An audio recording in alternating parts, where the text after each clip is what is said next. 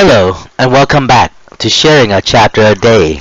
This is Do, Ra, me, and today I will be reading Chapter 95 of Engagement in Peril by Dara, Odoe, Sok. Chapter 95 is titled Shinshin'S Last Viewings. Well, that's it for the threats that she had accused Shinshin of. Back to where I was. Here we are, Shinshin's friends, guests, acquaintances, and I are here at the All Souls mortuary for Shinshin's last viewing and funeral. It's cold, unusually cold, quite cold throughout the room and surroundings. Sobbing and soft denials are heard throughout the mourning hall. My emotions are sheltered and frozen, and the comatose atmosphere is bleak and irrelevant as I consume and lost in daydreams of past event between Shinshin and me. Several people spoke and talked of Shinshin's past and how they come to know him. Behind the small makeshift podium in front of the aligned row of seats, how he was and who he was to them and to the others he knew. I too spoke my piece, although I didn't tell the crowd what had happened between Shinshin and me and between his ex-lover, where he used to supervise and work for at the local school district. They both used to work in Cherry Pineapple Grove. I don't think it was the right place nor the time to come clean about my involvements, and the situation didn't call for that sort of shitty scenario. If I had uttered anything then about my deceit and fallacy against my so-called best friend, I'm sure the solemn crowd would have gone up in arms and perhaps taught me a lesson or two on what it means to be true friend. A lesson that I hadn't yet to learn to this very day. All I can say, and now, all I can say and do is to rejoice. Outside the enclosed viewing room, thunderous, airy gray sky tells it all. Dark clouds and menacing roar echo throughout. And before we would let this hardened and embalmed body out to the waiting hearse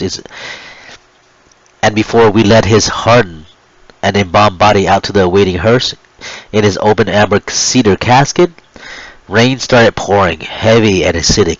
The pavement was scorched from all the polluted raindrop fumes, and smell of dead leaves and grass arose from the ground below. The waning winds picked up, screaming and screeching throughout the cemetery. Garbage, debris, and trash flutter and sway as the motor car slowly pays its way toward Shinshin's final resting spot at the far east end of the concrete burial place. With our black casual suits drenched and damp from the unwarranted rain, the casket bearer and I hustled Shinshin's casket to the waiting 6-foot deep pit. None of us bothered wearing the ceremonial white cotton glove. Our wet bare palm grasped on the casket way better than the glove himself. We placed his casket onto the support strap that stood atop the burial site. The weight of Shinshin and the casket pushed downward on the strap several millimeters from its pre-aligned adjustment, and the crowd gathered around as the minister ready to administer the last rite to Shinshin's soul. In thoughts, I calmly rejoiced. Now, customarily, Shinshin would have been cremated because of his half-breed mix, Asian culture, and heritage. But then again, he never knew who his real parents were or what they did. But it was one of his last wishes that he had told me. He didn't want to be burned, dead or alive. He once spoke about during our usual irrelevant conversation of minuscule topic during our stay and shared experience together. Like I said previously, he was somewhat more religious than me. He had been to church and been baptized several times by various churches and Orthodox while he was growing up at various places throughout and during his childhood in our local city and state with various foster homes and such. He said that those times were some of the best time of his life, when he was young, innocent, and immature, carefree, and no worries in the world. No worries about no worries about love or about job security. Just to go to church, to worship and sing at the top of his young lungs, and care not what some may say about him being a bastard child of parents, of one of whom killed himself and the other tragically died while giving birth to him. Shinshin didn't really find out about his real parent actually died until during a juvenile court hearing where he was about to turn 18, and the court had ordered him to join the armed service based on his delinquent juvenile records to avoid a long sentence in a state penitentiary for his juvenile adult crimes. He once stated the only way to redemption is to rejoice. No matter what you do or have done in the past, just accept it and rejoice. Joy and contentment will come to you if you put your trust and faith in the Lord. as we hung out on a regular basis. Therefore, I am rejoicing. He wasn't trying to push me toward God or anything. He just wanted me to hear about it. From his words and conversation, I have somewhat pushed my faith and trust and put my faith in and trust in God and such. And all I can give to Shinshin's soul for now is to rejoice. The heavy rain drowned out the tearful sounds of criers and mourners. His burial pit was heavy, was halfway filled with water, and muddy chunk of earth slowly dropped below from the rectangular carved-out ground edges.